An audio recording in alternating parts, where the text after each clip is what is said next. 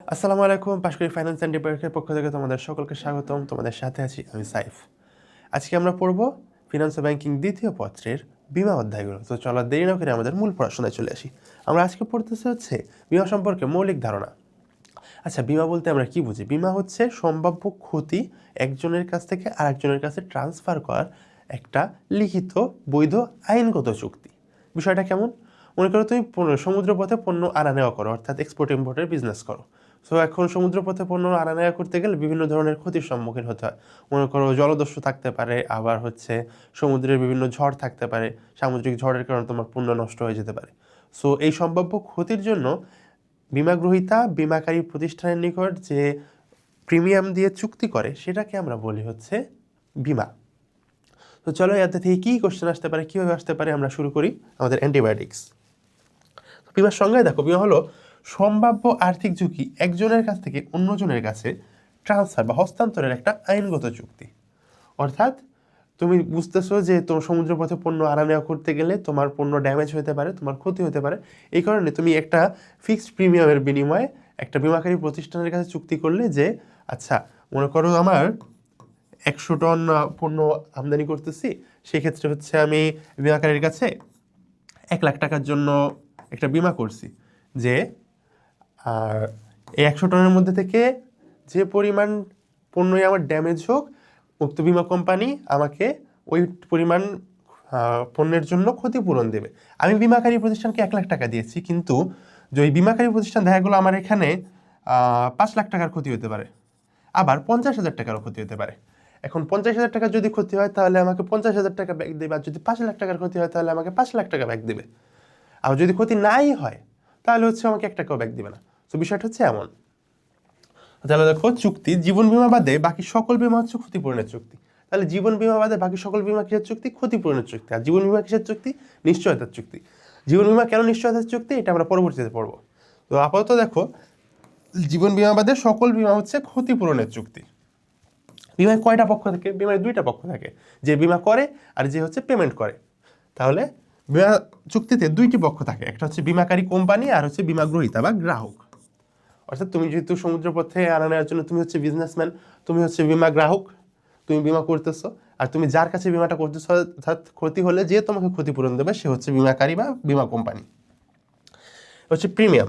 আচ্ছা, তুমি হচ্ছে এই যে তোমার পণ্যের জন্য 100 টন পণ্যের জন্য যে 1 লাখ টাকা প্রিমিয়াম দিয়েছিলে, যে এখান থেকে আমার যে পরিমাণে ক্ষতি হোক সেই পরিমাণ ক্ষতি আমাকে ব্যাক দিবে, অর্থাৎ 50,000 হলে 50,000 ব্যাক দিবে, 5 লাখ হলে 5 লাখ টাকা ব্যাক দিবে।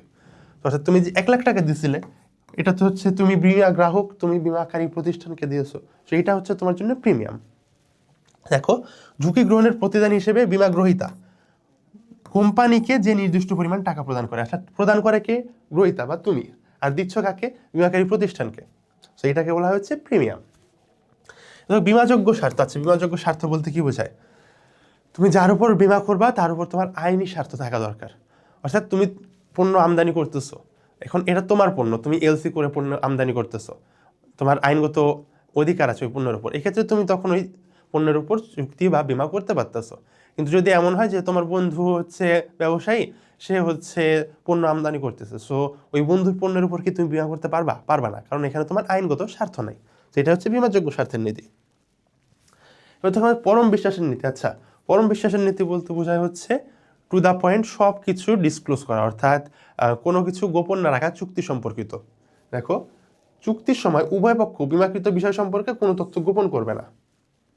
অর্থাৎ আমি কী কী পণ্য আনতেছি এটা যাতে আমার বীমাকারীও জানে, আবার আমাকে কত টাকা ফিডব্যাক দেওয়া হবে, অথবা কি পলিসিতে দেওয়া হবে, কোন টার্মস অ্যান্ড কন্ডিশনস অ্যাপ্লাইড হবে, সব কিছু বীমাকারী কোম্পানিও আমাকে একেবারে খোলাখুলি সব বলে দেবে। অর্থাৎ কোনো কিছু গোপন করবে না। এটাকে বলা হচ্ছে আমার পরম বিশ্বাসের নীতি। স্থলাভিষিক্তকরণ নীতি। আচ্ছা, এটা হচ্ছে স্থলাভিষিক্তকরণকে আমরা ইংরেজিতে কি বলতে পারি? রিপ্লেস করা, রিপ্লেসমেন্ট। অর্থাৎ একজনের মালিকানা আরেকজনকে দিয়ে রিপ্লেস করা।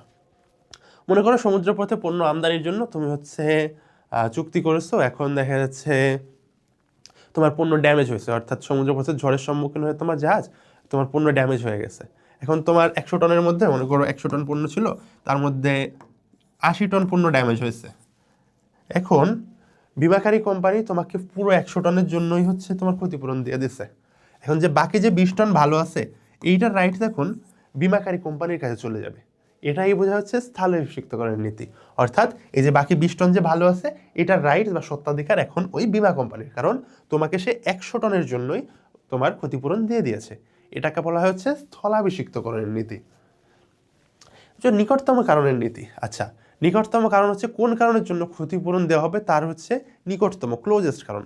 এটা হচ্ছে যখন বীমা চুক্তি করা হয় তখন হচ্ছে ইন ডিটেলসে সব টার্মস অ্যান্ড কন্ডিশনস লিখে দেওয়া থাকে যে কোন কোন কারণে আমি ক্ষতিপূরণ পাবো।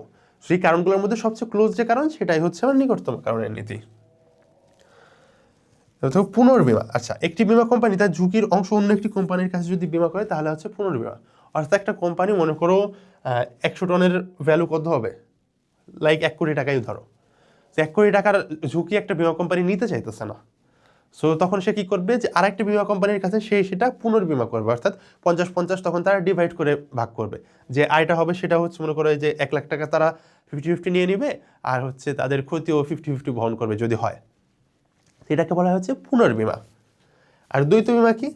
দ্বৈত বীমা হচ্ছে গ্রাহক যদি, অর্থাৎ তুমি বীমা গ্রহীতা, তুমি যদি 2টা কোম্পানির কাছে তোমার প্রোডাক্টের বীমা করো তখন সেটাকে বলা হচ্ছে দ্বৈত বীমা। দেখো, একই সম্পদের উপর, অর্থাৎ তোমার ওই যে 100 টন সম্পদের উপর যদি একাধিক কোম্পানি থেকে তুমি বীমা গ্রহণ করো তখন সেটাকে বলা হচ্ছে দ্বৈত বীমা।